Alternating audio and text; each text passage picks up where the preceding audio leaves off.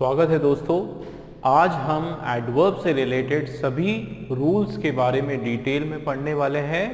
अब पहले हम लोग देख लेते हैं कि डिफरेंसेस देख लेते हैं। दोस्तों एडवर्ब में कुछ वर्ड्स ऐसे होते हैं जो बड़ा कंफ्यूजिंग होते हैं, जैसे हार्डली, स्केर्सली, सेल्डम हो गया, मच कहाँ लगाना है, टू मच कहाँ लगाना है, ठीक है, या फिर आपका हार्ड या हार्डली कहाँ लगाना है। तो ऐसे बहुत सारे वर्ड्स हैं जो कहीं काफ़ी बार कंफ्यूजिंग होते हैं और इसी के मान के चलो एडवर्ब में जो है इसी के एरर आते हैं। खास करके जो आपका सेंटेंस इंप्रूवमेंट का जो सेक्शन होता है, एरर्स जो है इसी के आते हैं। तो हम लोग एक एक करके देख लेते हैं। जैसे आपके सामने है हार्ड और hardly.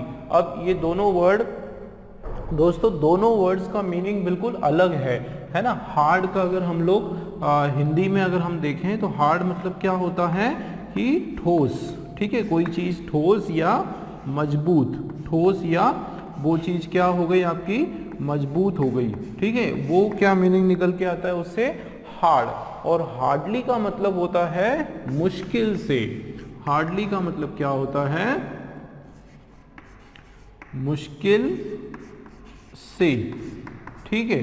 Hardly like she hardly know me, है ना। एक एग्जाम्पल हम लोग ले लेते हैं इसका, हार्डली का एक एग्जाम्पल ले लेते हैं। शी हार्डली नो मी, ठीक है। इसका क्या मीनिंग निकल के आ रहा है, शी हार्डली नो मी। इसका मतलब है कि वो मुझे नहीं जानती, वो मुझे मुश्किल से जानती है, या वो मुझे ना के बराबर जानती है, ठीक है। उसका ये मीनिंग आपका निकल कर आ रहा है। हार्ड का मतलब होता है जैसे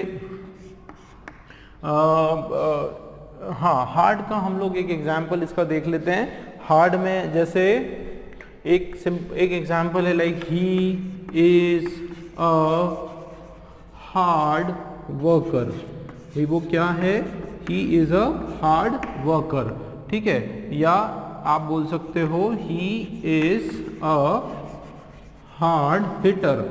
कैसा है वो, क्रिकेट के अंदर बहुत ही हार्ड हिटर है वो, तो क्या बोल सकते हैं, he is a hard hitter, okay. या ये बोल सकते हो ही वर्क्स हार्ड, ये भी आप कह सकते हो, ठीक है। क्या बोल सकते हो, एक एग्जाम्पल हो गया he is a hard worker, दूसरा आपका एग्जाम्पल हो गया he is a hard hitter, तीसरा आपका एग्जाम्पल हो सकता है शी वर्क्स हार्ड। भाई कैसे मेहनत करती है वो, बहुत ही हार्ड, बहुत ही मेहनती वो लड़की है ना। इसको ऐसे नहीं बोलोगे कि शी वर्क्स हार्डली, ठीक है। इसको ये नहीं बोलोगे कि शी वर्क्स हार्डली, ठीक है। क्लियर हो रही है बात। अच्छा, तो क्या इसको कैसे समझे हम लोग दोस्तों, इसको हम समझते हैं कि आपका ये जो हार्ड वर्ड होता है, आपका ये जो हार्ड वर्ड होता है, ये आपका एडवर्ब भी हो सकता है, ठीक है। क्या हो सकता है, आपका एडवर्ब भी हो सकता है, और ये जो वर्ड है आपका एडजेक्टिव भी हो सकता है। एग्जाम्पल में आप देखो, यहाँ पर आप देखोगे तो ये आपका किसका काम कर रहा है, देखो he is a hard worker. भाई कैसे ये वर्कर को शो कर रहा है ना, तो एडजेक्टिव, ये किसका काम कर रहा है, एडजेक्टिव की। देखो यहाँ पे इस एग्जाम्पल में he is a hard worker, तो इसमें हार्ड जो वर्ड है आपका वो क्या है, वो एडजेक्टिव है। और इस कंडीशन में देखो ही वर्क्स हार्ड, भाई कैसे मेहनत करता है, यहाँ पर ध्यान दो, वो किसको, देखो यहाँ तो आपके नाउन को वो क्वालिफाई कर रहा है तो एडजेक्टिव बन गया। इस कंडीशन में वो क्या कर रहा है कि आपके वर्ब को क्वालिफाई कर रहा है, तो जब वर्ब को क्वालिफाई करेगा तो ये क्या कहलाएगा, ये क्या कहलाएगा आपका, ये आपका एडवर्ब कहलाएगा। लेकिन ये जो हार्डली वर्ड है दोस्तों, ये हार्डली जो है ये हमेशा ये एडवर्ब होता है, ठीक है, ये कभी भी एडजेक्टिव नहीं होता है, ठीक है। तो आपका ये जो हार्डली वर्ड हो गया, ये ऑलवेज जो है क्या होगा आपका, ये हमेशा ही एडवर्ब होगा, ठीक है। जैसे ये एग्जांपल है, शी हार्डली नो मी, या ही hardly do any work. He hardly do any work मतलब वो बहुत ही मुश्किल से कुछ काम करता है, मतलब वो कोई भी काम नहीं करता। दोस्तों क्लियर हो रहा है आप लोगों को।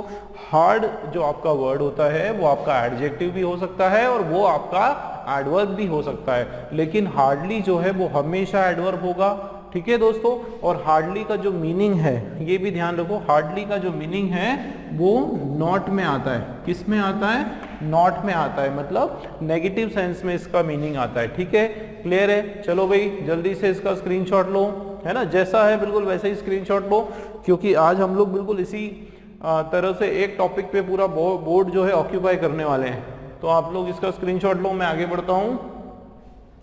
चलिए नेक्स्ट वर्ड हम लोग देख लेते हैं।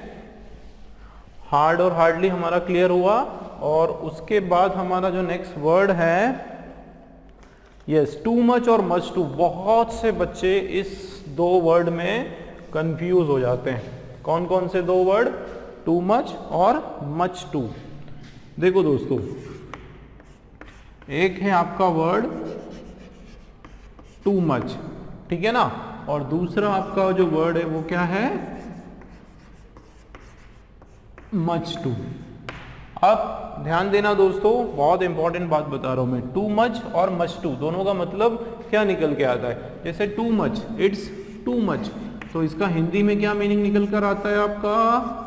बहुत ज्यादा। टू मच, बहुत ज्यादा, है ना। या फिर हम बोल सकते हैं अति। किसी चीज की जब अति होती है तो हम लोग उसमें क्या बोलते हैं? टू मच बोलते हैं। और मच टू, मच टू का मतलब होता है कि मच टू मतलब इसका मतलब केवल बहुत से निकल कर आता है। मच टू का मतलब क्या होता है? केवल बहुत से निकल के आता है। देखो इसको अगर हमको समझना है, एक बात याद रखना कि टू मच जो होता है उसके बाद हमेशा क्या आता है? नाउन आता है दोस्तों। टू मच के बाद हमेशा क्या आता है आपका? नाउन आता है। याद रखना, टू मच के बाद हमेशा क्या आता है? नाउन आता है। और मच टू आपका कहीं पर भी लिखा हुआ है तो उसके बाद आपका नाउन नहीं आएगा, उसके बाद आपका एडजेक्टिव आएगा। क्या आएगा दोस्तों? एडजेक्टिव आएगा। यही मेजर डिफरेंस है दोनों में। टू मच के बाद क्या आता है? नाउन आता है, और यहाँ पे मच टू के बाद क्या आता है? एडजेक्टिव आता है। ठीक है, एक example, she is too much hungry after coming from school. She is too much hungry after, वो क्या है? hungry मतलब उसको काफी सारा उसको भूख लगने लगी। कब उसको भूख लगने लगी? जब वो स्कूल से वापस रिटर्न आई, तो उसमें टू मच हंग्री। ठीक है, ये क्लियर हुआ आपका। टू मच जो है वो किसको डिनोट करता है? टू मच जो है वो किसके पहले लगता है? वो आपका नाउन के पहले लगता है। ठीक है, और ये एडजेक्टिव जो है इसको हम कैसे करेंगे? इसका हम एग्जांपल ले सकते हैं, she is much too kind. क्या बोलेंगे हम इसको? कि she is much too kind. तो काइंड आपका क्या हो गया? काइंड आपका हो गया एडजेक्टिव। ठीक है, क्लियर है? बस ये याद रखो आप लोग कभी भी, बस इतना सा इसका मेजर डिफरेंस है कि मच टू, उसके बाद wise, much too kind, much too happy. ठीक है, कोई भी एडजेक्टिव आ जाएगा। I am much too delighted, I am much too excited, I am much too overwhelmed, है ना, I am much too sad, I am much too unhappy. तो much too के बाद हमेशा क्या आता है? एडजेक्टिव आता है। और टू मच के बाद he is too much happy, या फिर he is too much hard working. ठीक है, he is too much hungry, या he is too much agree with me. तो कुछ भी टू मच के बाद वर्ब भी आ सकता है। ठीक है, लेकिन याद रखना कि यहाँ पर टू मच के बाद आपका क्या आ रहा है? नाउन, और मच टू के बाद आपका क्या आ रहा है? एडजेक्टिव। यही आपका इंपॉर्टेंट है। चलिए जल्दी से इसका स्क्रीनशॉट लें, ये भी इंपॉर्टेंट है। आगे बढ़ते हैं नेक्स्ट क्वेश्चन की ओर हम लोग। चलिए, तो ये क्लियर हुआ आपका मच टू और टू मच। उसके बाद नेक्स्ट हमारा जो वर्ड है, नेक्स्ट वर्ड देखेंगे हम लोग, यस, रैदर और फेयरली। देखो दोस्तों, ये वर्ड भी काफ़ी बार एग्जाम में आ चुका है, इसमें काफ़ी बच्चे कंफ्यूज हो जाते हैं। एक वर्ड है आपका रैदर और दूसरा आपका जो वर्ड है वो है ना फेयरली। तो रैदर और फेयरली, फेयरली जो रैदर वर्ड है दोस्तों वो किस सेंस में आता है, आपके नेगेटिव सेंस में आता है, वो नकारात्मक सेंस में, मना करने में, या फिर आप बोल सकते हो अनप्लीजेंट।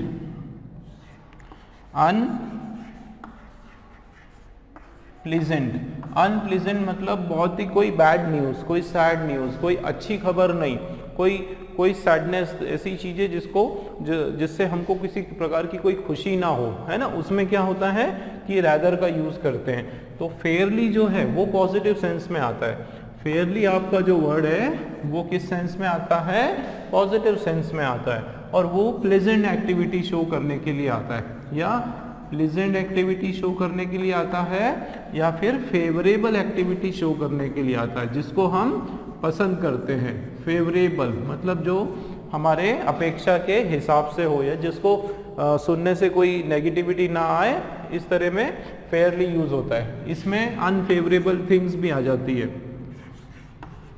इसके अंदर आपका अनफेवरेबल भी आ जाता है। ठीक है दोस्तों, क्लियर है? इसका एक एग्जाम्पल देख लेते हैं।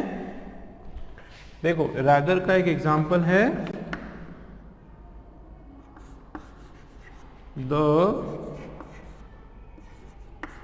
the weather of city is, the weather, इसको हम बोल सकते हैं the weather of city is rather hot। अब आप इसमें अगर इस क्वेश्चन पर आप लोग गौर करेंगे, the weather of city is rather hot, मतलब ये जो सिटी का वेदर है वो क्या है, rather hot है। तो यहाँ पे rather क्या शो कर रहा है भाई, किसी सिटी का अगर वेदर हॉट है तो कोई खुशी की बात तो है नहीं, है ना, अनप्लीजेंट ही हो रहा है ना, अनकंफर्टेबल फील हो रहा है ना हमको। तो ये क्या हो गया आपका, कौन से सेंस का आपका क्वेश्चन है, ये आपका नेगेटिव सेंस का क्वेश्चन है ना। उसी प्रकार से अगर आप इसका लाइक शी इज फेयरली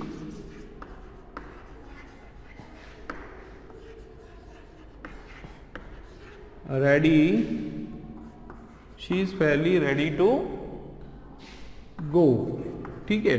तो वो शी इज फेयरली रेडी मतलब she is agreed to go, उसको वो जाने के लिए क्या हो गया, वो राजी हो गई, जाने के लिए क्या हो गई, वो राजी हो गई।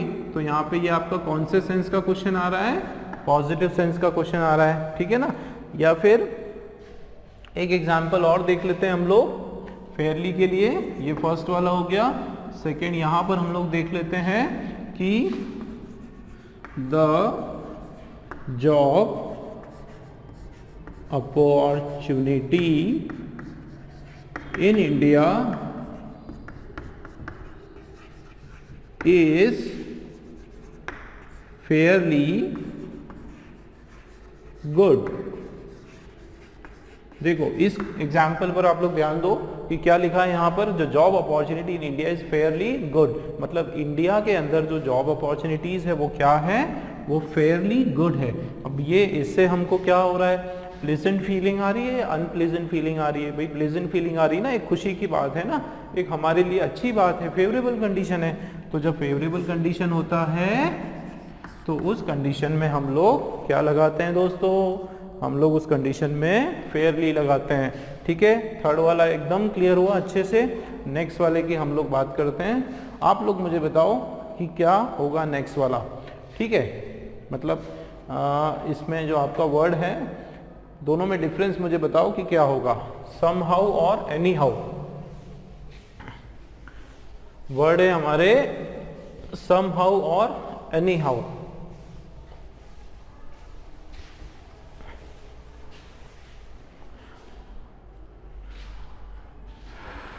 नंबर 4 थे हमारा somehow and anyhow। ठीक है, दोनों वर्ड बताओ क्या डिफरेंस हो गया, somehow और anyhow। तो somehow मतलब कैसे भी, somehow कैसे, कैसे भी, ठीक है। और anyhow मतलब किसी भी तरीके से, किसी भी प्रकार से, मतलब किसी भी प्रकार से,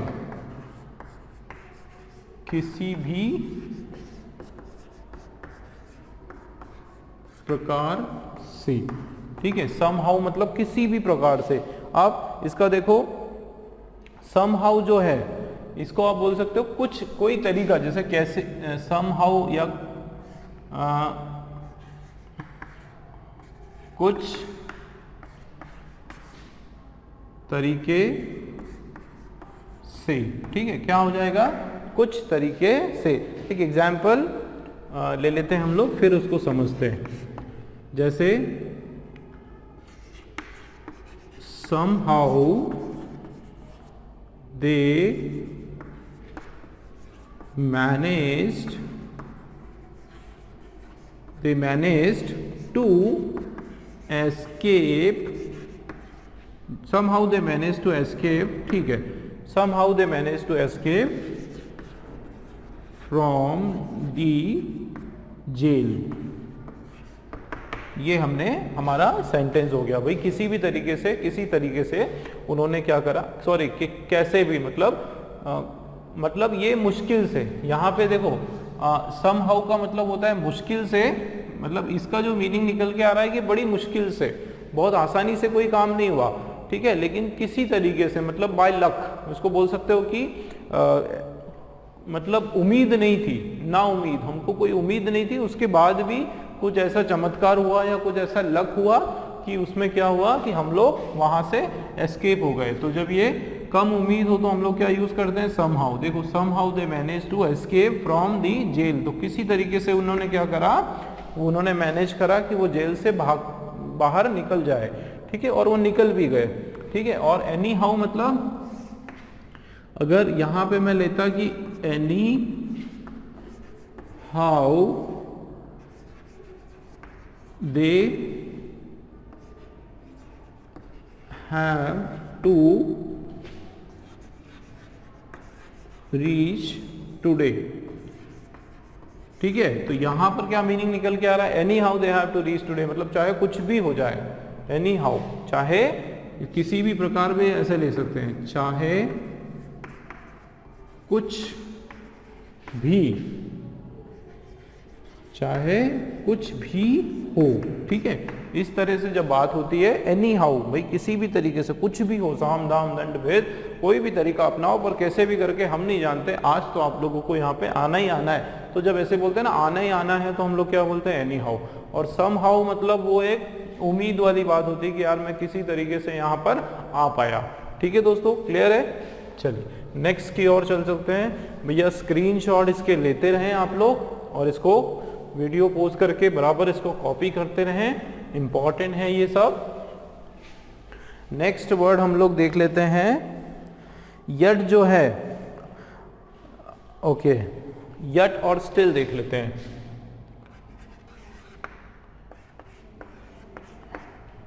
यट और दूसरा आपका है स्टिल, ठीक है।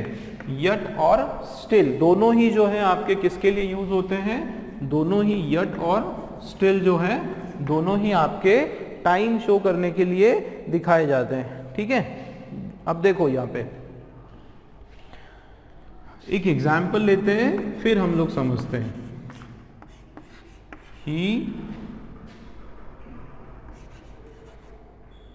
he hasn't completed yet, he hasn't completed yet, क्या मतलब निकल के आ रहा है कि उसने कंप्लीट नहीं किया, yet मतलब अभी भी, यट मतलब अभी भी या अभी तक, मतलब ये जो समय है, जो प्रेजेंट का समय, अभी का जो टाइम है, इस टाइम तक भी उसने क्या करा, अपना वर्क कंप्लीट नहीं करा। देखो ही हैजंट कंप्लीटेड यट, ठीक है। या एक और एग्जांपल,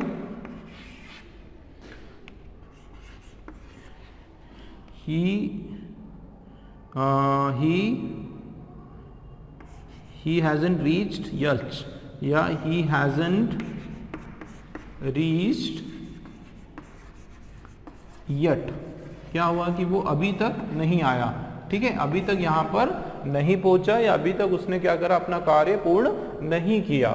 तो देखो यट का क्या मतलब निकल के आ रहा है आपका, अभी तक, अभी तक मतलब प्रेजेंट टाइम तक, अभी जो समय चल रहा है उस समय तक भी उसने वो काम नहीं किया है, तो उसको हम लोग उस कंडीशन में हम लोग क्या बोलेंगे, अभी तक, ठीक है दोस्तों, क्लियर है। और स्टिल का मतलब होता है केवल तक, स्टिल, स्टिल मतलब केवल तक।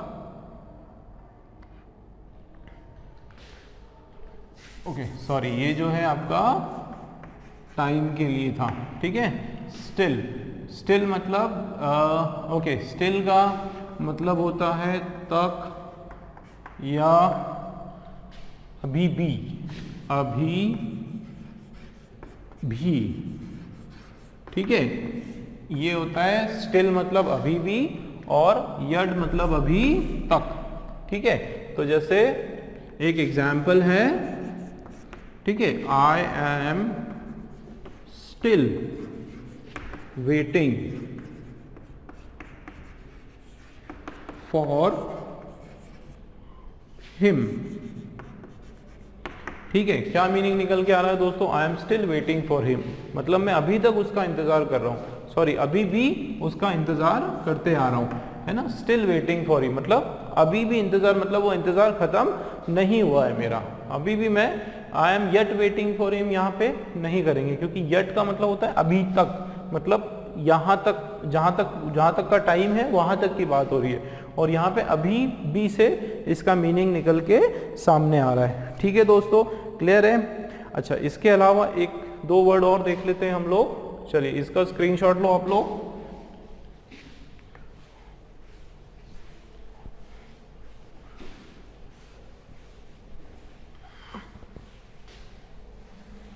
देखो एक नेक्स्ट वर्ड है हमारे वच और मच और वेरी। तो पार्टिसिपल्स जो है मच और वेरी की अगर हम लोग बात करें तो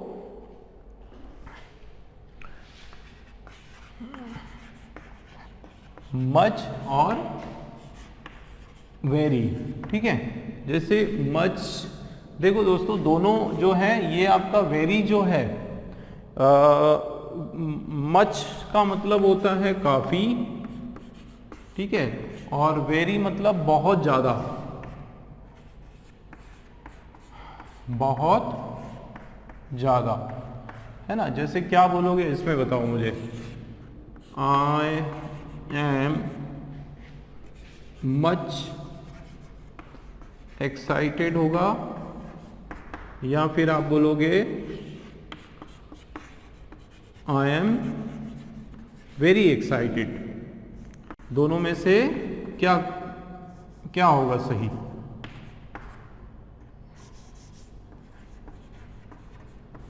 आई एम वेरी एक्साइटेड, क्या करेक्ट लग रहा है आपका?